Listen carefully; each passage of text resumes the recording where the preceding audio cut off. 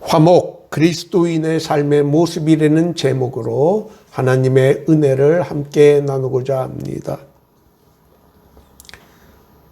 2020년 미국의 대통령 선거가 박빙으로 끝나자 결과에 승복하지 못한 일부의 지지자들은 의사당을 점령하는 일이 벌어졌습니다.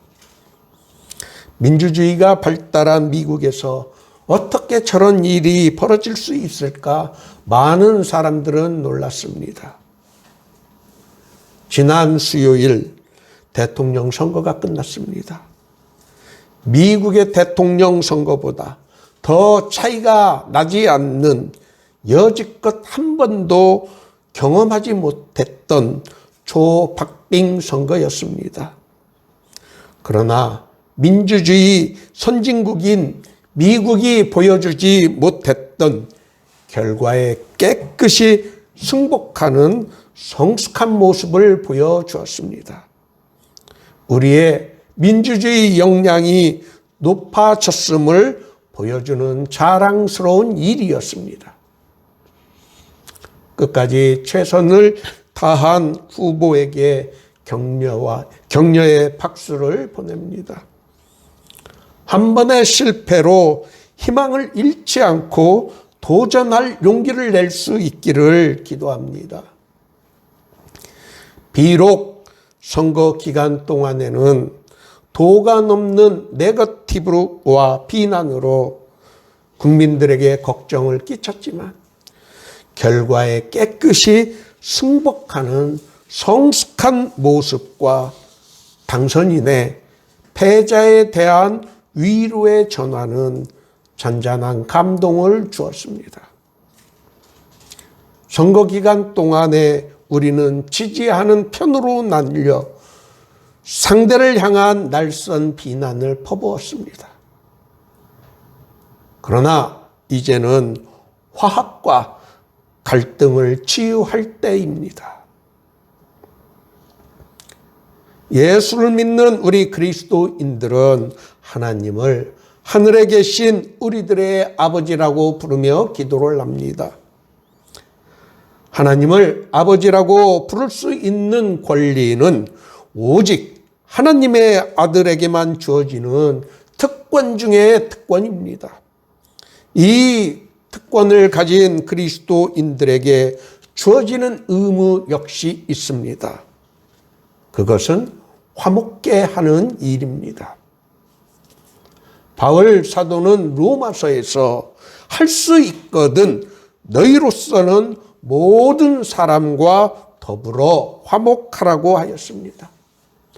또 고린도 후서에서 모든 것이 하나님께로서 났으며 그가 그리스도로 말미암아 우리를 자기와 화목하게 하시고 또 우리에게 화목하게 하는 직분을 주셨다라고 하였습니다. 우리들이 속한 모임과 조직 그리고 사회에서 화목하게 하는 일은 선택이 아닌 우리 그리스도인의 의무라는 것을 가르쳐 줍니다. 화목해 하는 일이 우리들의 신앙 모습의 신앙 생활의 모습이 되어야 합니다. 이를 위해서는 우리는 비난 대신에 칭찬과 격려를 하여야 합니다. 상대를 미워하는 마음은 사탄 마귀가 주는 것이라는 것을 깨닫고 관용과 용서하는 마음을 가져야 합니다.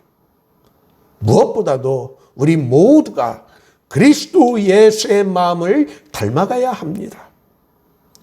예수님은 제자들에게 인자가 온 것은 섬김을 받으려 함이 아니요 도리어 섬기려 하고 자기 목숨을 많은 사람의 대속물로 주려 함이라라고 하였습니다. 섬기기보다는 섬김을 받으려 할 때 다툼과 분쟁이 시작됩니다. 또 남을 나보다 못하다고 업신여기는 마음을 가지고 있을 때 갈등과 증오가 생겨납니다. 우리들이 섬김을 받기보다는 섬기려는 마음과 행위가 있을 때 갈등과 미움은 사라지게 됩니다. 우리가 서로를 인정하고 서로를 용납할 때 우리 안에 관용과 배려의 정신이 깃들 수 있습니다. 존중과 배려 그리고 관용의 정신이 있는 곳에 평화가 정착될 수 있습니다. 지정학적으로 우리나라의 주변 국가들을 보면 경제력에서, 인구 면에서, 그리고 군사력에서 세계 순위에서 모두 5위 안에 드는 강대국들입니다. 국토의 면적이나 인구수에서 우리는 그들의 경쟁이 되지 못합니다. 우리를 둘러싼 국제 정세에서 또 남북으로 나뉜 상태에서 그것도 우리 안에서 분열이 되어 있다면 냉혹한 국제 상황에서 우리는 그들의 쉬운 먹잇감이 되기 쉽습니다. 우리가 더 단결하고 통합되어야 하고 화목해야 하는 이유가 바로 여기에 있습니다. 오늘 본문 예수님의 말씀은 가장 복 있는 사람의 유형들에 대하여 가르쳐 줍니다. 우리가 이 세상을 살면서 추구해야 하는 복, 행복의 조건이 8개로 제시되어 있습니다. 그중 하나가 화평케 하는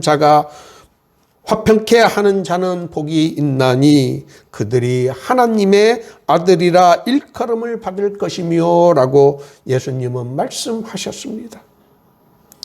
우리가 속한 모임과 조직 그리고 사회에서 화평케 하는 자, 피스메이커가 된다면 그것은 하나님의 아들이라고 일컬음을 받는다는 것입니다. 하나님의 아들이라고 일컬음을 받는 복이 이 세상의 복과는 비교할 수 없는 큰 축복입니다. 하나님의 아들은 하나님의 보호를 받는 사람이기 때문입니다. 하나님의 인정을 받는 사람이기 때문입니다. 하나님의 도우심을 받는 사람이기 때문입니다. 하나님의 아들이 될 때, 하나님의 아들이라고 인정을 받게 될 때 그 어떤 세력이나 위험도 우리를 어쩌지 못합니다. 감히 누가 하나님의 아들을 대적할 수 있겠습니까?